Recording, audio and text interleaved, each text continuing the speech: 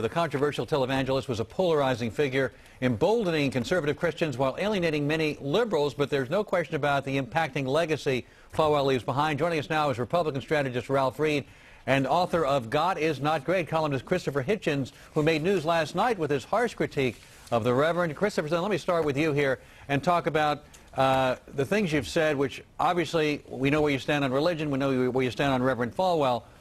By being so angry about what his legacy was and is, are you not hurting his family and others who may have no dog in that hunt, but who would just like a few moments to celebrate his life and have some peace? Well, I don't care whether his family's feelings are hurt or not, but if they are, they can take comfort from the extraordinary piety and stupidity and, generally speaking, uniformity of the coverage of the man's death. It is, after all, was said by the supposed Jesus of Nazareth to his followers that they must expect to be mocked for their beliefs, because their beliefs will appear to many people to be ridiculous, if not worse than that, and that they are to take it for granted that they will be ridiculed. That's true, I think, of the most devout and serious and thoughtful Christian, but for a vulgar fraud and crook like the Reverend Falwell, it's an obligation to say what one thinks about him, or be left off the air and have people like yourselves broadcasting only piety. And that whatever. I'm not broadcasting only piety. I did my radio show, and now we're having you on here to talk about your view, very different than what else the media is saying. You're having me on and then arguing that maybe it's bad taste to have me on. I don't think that's very hospitable. Well, I thought it was a legitimate question, because I think people are wondering. Yeah, well, I've answered it. I've answered the question. You have, and I will now move on to Ralph Reed, now that you've answered that question. Ralph, does Christopher Hitchens have a point? It is a free speech issue. He was a polarizing figure, Reverend Falwell was, and there are many people, maybe not all of them feeling as strong as Christopher Hitchens, but who feel that Reverend Falwell was indeed a polarizing figure. He said things that offended many Americans. Well, you know, look, any time, Alan, that you are an agent of change the way Dr. Falwell was, who had the kind of impact that he had on American religion, on our culture, and on our politics, he was one of the most important historical figures of the last 50 years in each of those areas, ending the self-imposed exile of evangelicals from civic and cultural engagement, and I think transforming them into one of the most important and vibrant and energetic constituencies in the entire electorate. No one does that, liberal or conservative, Republican, Democrat, of any faith. Well, and not stir controversy. But it's just my belief as an American, not as a conservative, not as somebody of any particular denominational background or faith, but just as an American, in terms of elevating the civility of our discourse, that when somebody dies, that we ought to show a measure of respect and appreciation for their family and for their loved ones and for those who are grieving right now, and our thoughts and prayers ought to be with them, regardless of whether we agreed with Dr. Falwell. Christopher Hitchens. Oh, come on. Play the world's smallest violin. Listen, he established a business, a racket, in my opinion. He was a religious businessman in the same way as Mr. Ralph Reed is a religious entrepreneur.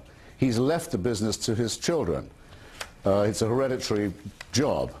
Let that console them. You can't have me on and say that I have to say, I'm terribly sorry he's dead. Hey, one reason you can't ask me to do that is because I am not. I think we have been rid of an extremely dangerous demagogue who lived by hatred of others and prejudice, and who committed treason by saying that the United States deserved the attack upon it and its civil society in September 2001 by other religious nutcases like himself. He profoundly and repeatedly apologized, and I'm sure you're perfect in your life. I'm sure you're perfect in your life, and that you've never made any mistakes. I've never committed treason like that. I don't believe in the sincerity of his apology. Let's look at the thoughtlessness and the mean-spiritedness of your very remarks that you've made about Reverend Falwell. By all means. You think it's a pity that there isn't a hell for him to go to, you said. Yes, I do. On his death, you write, the discovery of the carcass of Reverend Falwell on the floor of his obscure office is, almost zero significance, except for perhaps two categories of people, etc.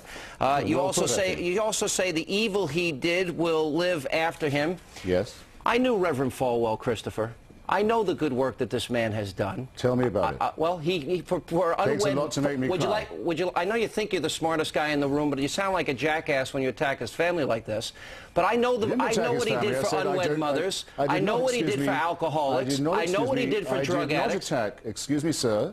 Yeah. I did not attack his family, and no fair-minded viewer of yours will say that. I'm not going to be conscripted into saying that it's my job, when you invite me on to discuss this man, first to say how sorry I am for him and his family. That isn't what I feel. You, no doubt, as a Christian, or whatever you are, require hypocrisy of people. I'm sorry you're asking the wrong person. I'm not asking for no, but I am asking for human decency, and if you don't think it has an impact on his family, to use even the phrases tonight, that he's vulgar, fraud, and a crook, and then to say that the discovery of his carcass, I think you are incredibly mean, incredibly selfish, and incredibly thoughtless. You invited me, sir, to give my opinion of the departed. I give it to you, and you say, well, might that not upset his family?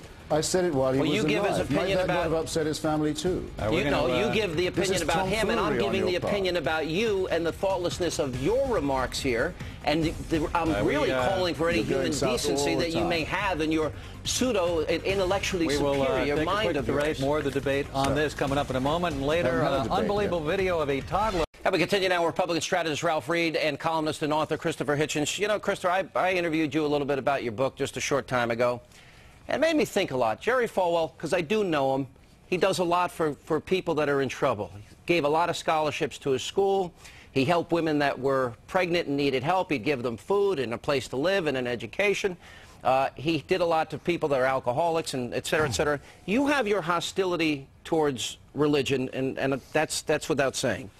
You know, I just wonder, you know, when you compare his life, you know, there are a lot of good atheist communists out there like Stalin and Mao and Pol Pot, and, you know, they slaughtered millions. Jerry Falwell slaughtered nobody in his life. He may have misspoke once or twice, but he devoted his life to his religion. Do you have nothing good to say about him at all? No, I repeat, Jerry Falwell lived on hatred and superstition and bigotry. He preached dislike of people whose lives he knew nothing about. He raised money from credulous fools. You don't know anything about his life. Now, excuse me, sir. You can either ask me on and ask my opinion, or you may not. But I don't have to be here if you're going to take that attitude. Well, you could leave. You spent the first half by saying I had no right to the opinion you'd asked me on to express. Now, you're tiring me out. I repeat, though. No, what I said is your opinion was thoughtless. What you wrote was crude and mean and hateful. That's what I said. You took up all the time for my answer with your long, rather unlettered question. Oh, okay. Jerry Falwell made a career out of sponsoring dislike and superstition, said that people he didn't like were going to hell, said the United States deserved to be attacked by Islamic fascists, said he believed that people would be raptured into heaven, leaving all the rest of us to wallow behind. I think his death is a deliverance. And if you say that someone who occasionally makes a charitable donation is a good person, then you have to say that Hamas and Hezbollah, who do all this charitable giving and charitable organizing, are the same. In a country that celebrates it, Ralph Reed.